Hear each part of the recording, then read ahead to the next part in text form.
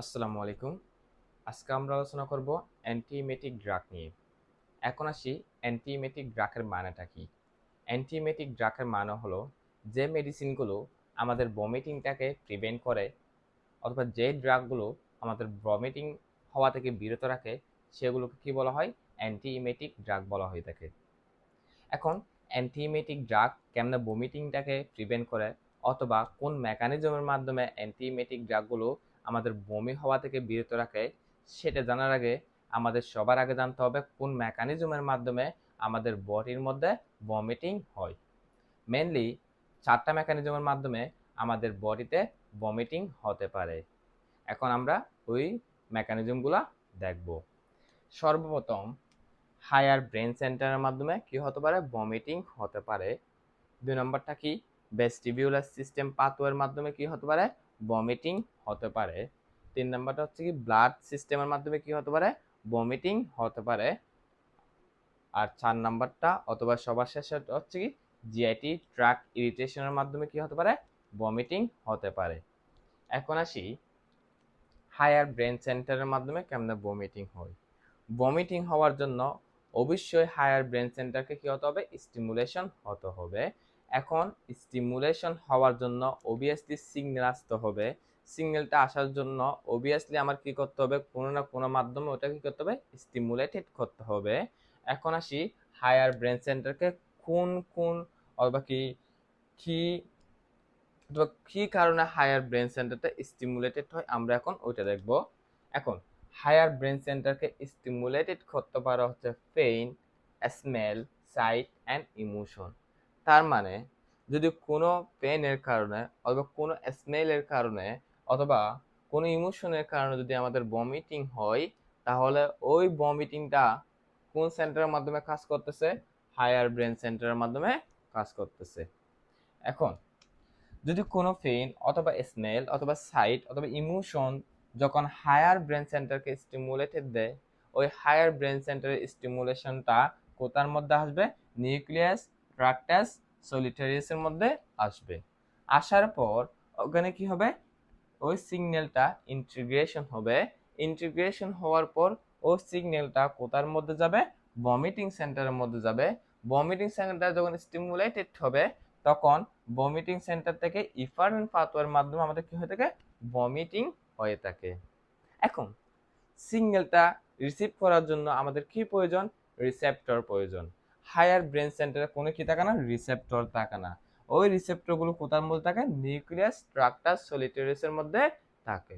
এখন আসি নিউক্লিয়াস ট্রাক্টাস সলিটারিয়াসের মধ্যে কোন কোন রিসেপ্টর থাকে? নিউক্লিয়াস ট্রাক্টাস সলিটারিয়াসের মধ্যে দুইটা রিসেপ্টর পাওয়া যায়, একটা S1 রিসেপ্টর আর একটা কি মাস্কুলিনিক রিসেপ্টর। তার মানে পেইন, স্মেল, সাইট, ইমোশন ওগুলো কোন রিসেপ্টরের মাধ্যমে কাজ করে থাকে? S1 রিসেপ্টর আর একটা কি মাস্কুলিনিক রিসেপ্টরের মাধ্যমে কাজ করে থাকে। এতটুকু বুঝে গেছে? এরপর আসি ভেস্টিবিউলার সিস্টেমের মাধ্যমে কেমনে ভমিটিং হয়। ভেস্টিবিউলার সিস্টেম মেনলি আমাদের মধ্যে কোথার মধ্যে থাকে? কানের মধ্যে থাকে। এই ভেস্টিবিউলার সিস্টেমের কাজটা কি? আমাদের হাঁটা চলতে সাহায্য করে। তার মানে এই ভেস্টিবিউলার সিস্টেম হচ্ছে গতি নিয়ে যে ভমিটিং হয় সেটাকে কি করে? হতে সাহায্য করে। তার মানে যাদের ক্ষেত্রে কি থাকে? মোশন সিকনেস থাকে তাদের যে ভমিটিংটা হয় সেটা কোন সিস্টেমের মাধ্যমে কাজ করে থাকে? ভেস্টিবিউলার সিস্টেমের মাধ্যমে কাজ করে থাকে। এখন ভেস্টিবিউলার সিস্টেমটা কোথার মধ্যে থাকে? ভেস্টিবিউলার সিস্টেমটা থাকে ইনার ইয়ারের মধ্যে থাকে, যেখানে কি থাকে? ল্যাবিরিন থাকে, ওইখানে কি থাকে? ভেস্টিবিউলার সিস্টেমটা থাকে। ওই ভেস্টিবিউলার সিস্টেমের মধ্যে অথবা ল্যাবিরিন্থের মধ্যে দুইটা রিসেপ্টর পাওয়া যায়। ওই রিসেপ্টরগুলোর নাম হচ্ছে S1 রিসেপ্টর আর একটা কি মাস্কুলিনিক রিসেপ্টর।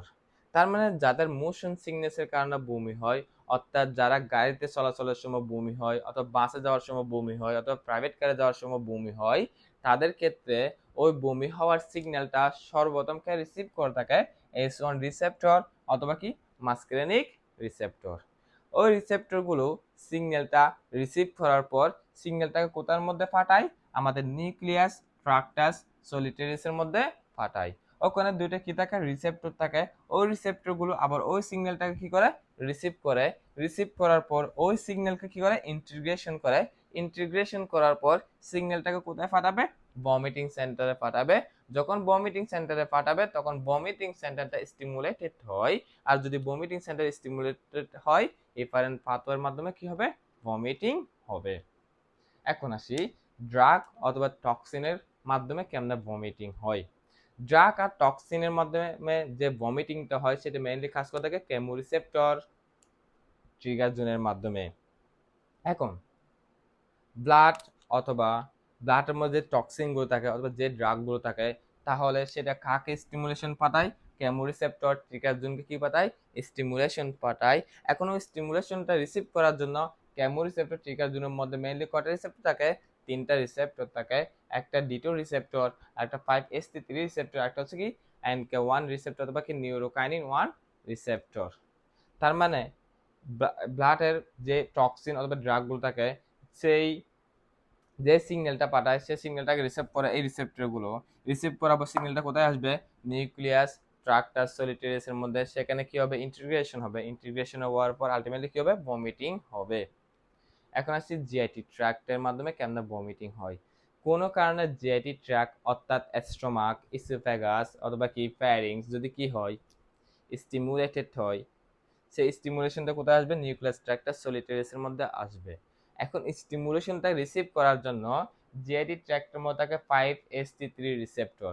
তার মানে জিআইটি ট্র্যাক্ট ইরিটেশন হলে সর্বপ্রথম ইরিটেশনের সিগন্যালটাকে রিসিভ করবে 5HT3 রিসেপ্টর কি করবে? রিসিভ করবে। রিসিভ করার পর সিগন্যালটাকে কোথায় ট্রান্সমিট করবে? নিউক্লিয়াস ট্র্যাক্টাস সলিটারিয়াসের মধ্যে কি করবে? ট্রান্সমিট করবে। ট্রান্সমিট করার পর এখানে আসতে সেটা কি হবে? ইন্টিগ্রেশন হবে। সেখান থেকে এই পাথওয়ে হয়ে কি হবে? ভমিটিং হবে। এখন আমাদের কেমনে ভমিটিং হইতে আমরা দেখে ফেলছি। এখন কেমনে আমরা ভমিটিংটাকে প্রিভেন্ট করব। দেখো, আমি যদি ভমিটিং হওয়ার রাস্তাটাকে যদি বন্ধ করে দিই অর্থাৎ পাথওয়েটাকে যদি বন্ধ করে দিই তাহলে আমাদের ভমিটিং হতে পারবে? হতে পারবে না। তার মানে সর্বপ্রথম আমরা হায়ার ব্রেন সেন্টার নিয়ে আলোচনা করি। হায়ার ব্রেন সেন্টারকে স্টিমুলেশন দিতে পারে পেইন, স্মেল, সাইট আর ইমোশন। আমি কোন একটা জায়গার মধ্যে আছি সেখানে অনেক বেশি স্মেল বা দুর্গন্ধ, তবে আমি দুর্গন্ধটাকে সরিয়ে দিতে পারবো? সরিয়ে দিতে পারবো না। বাট আমি কি করতে পারি? এই নিউক্লিয়াস ট্রাক্টাস সলিটারিয়াসের মধ্যে যে রিসেপ্টরগুলো ছিল সেগুলোকে যদি আমি ব্লক করতে পারি তাহলে ওই স্মেলের স্টিমুলেশনটা এখানের মধ্যে আসবে না। যদি এখানে না আসে তাহলে ভমিটিং সেন্টারে যাবে না। যদি ভমিটিং সেন্টারে না যায় আলটিমেটলি আমাদের ভমিটিং কি হয়ে যাবে? প্রিভেন্ট হয়ে যাবে। তার মানে আমি এই রিসেপ্টরের বিরুদ্ধে যদি কি অ্যান্টাগনিস্ট ইউজ করে থাকি তাহলে ওই রিসেপ্টরটা কি হয়ে গেছে? ব্লক হয়ে গেছে। তার মানে আমার পেইনের কারণে অথবা স্মেলের কারণে অথবা ইমোশনের কারণে যে ভমিটিং গুলো হয় সেগুলোকে প্রিভেন্ট করার জন্য আমাদের কোন অ্যান্টাগনিস্ট ইউজ করতে হবে? S1 receptor antagonist, anti muscarinic receptor আমি কি করতে পারি?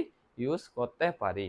এখন আসি S1 রিসেপ্টর অ্যান্টাগনিস্ট কি আছে, যেমন ম্যাকলিজিন, সাইক্লিক্সিনিন ইত্যাদি। আর অ্যান্টি মাস্কুলিনিক রিসেপ্টর কি আছে? যেমন হাইওসিন। তার মানে আমি ম্যাকলিজিন অথবা কি হাইওসিন ইউজ করলে আমার কি হবে? ভমিটিংটা প্রিভেন্ট হয়ে যাবে। এতটুকু বোঝা গেছে? এখন আসি ভেস্টিবিউলার অর্থাৎ যাদের ক্ষেত্রে মোশন সিকনেস আছে তাদের ক্ষেত্রে আমি কেন ভমিটিংটা প্রিভেন্ট করব। দেখো, ভেস্টিবিউলার অথবা লেভিরিন্থের মধ্যে কি আছে? S1 রিসেপ্টর আর কি আছে? Masculine receptor. তার মানে আমি যদি এই রিসেপ্টরকে যদি ব্লক করে দিই সিগন্যালটা এখানে আসতে পারবে না। যদি এখানে আসতে না পারে সিগন্যালটা নিউক্লিয়াস ট্রাক্টাস সলিটারিয়াসের মধ্যে আসতে পারবে না। আলটিমেটলি ভমিটিং সেন্টারে যেতে পারবে না। আলটিমেটলি আমাদের কি হবে না? ভমিটিং হবে না। তার মানে আমি সেখানে কি ব্যবহার করতে পারি? S1 রিসেপ্টর অ্যান্টাগনিস্ট ইউজ করতে পারি অথবা কি অ্যান্টি মাস্কুলিনিক রিসেপ্টর কি করতে পারি? ব্যবহার করতে পারি। কিছুক্ষণ আগে বলছি S1 রিসেপ্টর অ্যান্টাগনিস্ট কি আছে? ম্যাকলিজিন, সাইক্লোক্সিনিন ইত্যাদি। আর অ্যান্টি মাস্কুলিনিক রিসেপ্টর কি আছে? যেমন হাইওসিন ইত্যাদি হচ্ছে অ্যান্টি মাস্কুলিনিক রিসেপ্টর। এখন আসি টক্সিন অথবা ড্রাগের কারণে যে ভমিটিংটা হয় সেটাকে আমরা কিভাবে প্রিভেন্ট করব। দেখো, টক্সিন অথবা ড্রাগ কোনসের মাধ্যমে কাজ করে থাকে? কেমোরিসেপ্টর ট্রিগার জোনের মাধ্যমে কাজ করে থাকে। আর কেমোরিসেপ্টর ট্রিগার জোনের মধ্যে কোন কোন রিসেপ্টর আছে? D2 রিসেপ্টর, 5HT3 রিসেপ্টর আর নিউরোকাইনিন রিসেপ্টর। তার মানে আমি যদি ওই রিসেপ্টরগুলোকে ব্লক করে দিই তাহলে সিগন্যালটা কোথায় আসতে পারবে না? নিউক্লিয়াস ট্রাক্টাস সলিটারিয়াসের মধ্যে আসতে পারবে না। যদি সিগন্যাল আসতে না পারে তাহলে কোনো পাথওয়ে কাজ করবে না, তাহলে ভমিটিংটা হবে না। এখন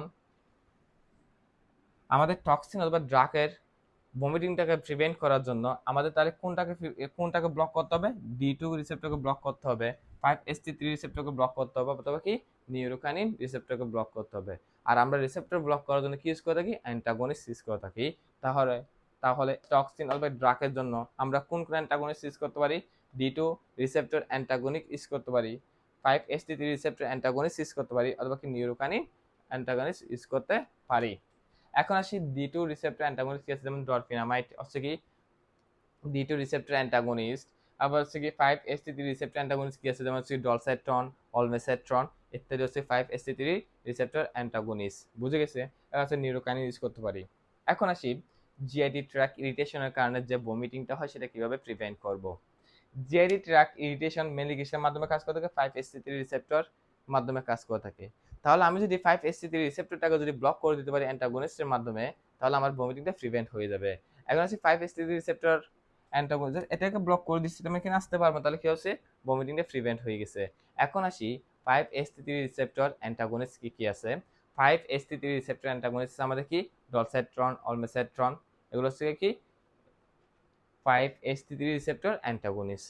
এই মেকানিজমটা যদি আমরা খুব ভালোভাবে জানতে পারি, তাহলে আমরা অ্যান্টিমেটিক ড্রাগ কেমনে কাজ করতে সেটাও কি খুব ইজি ওয়েতে জানতে পারবো। আজকের লেসনটা এটুকুই।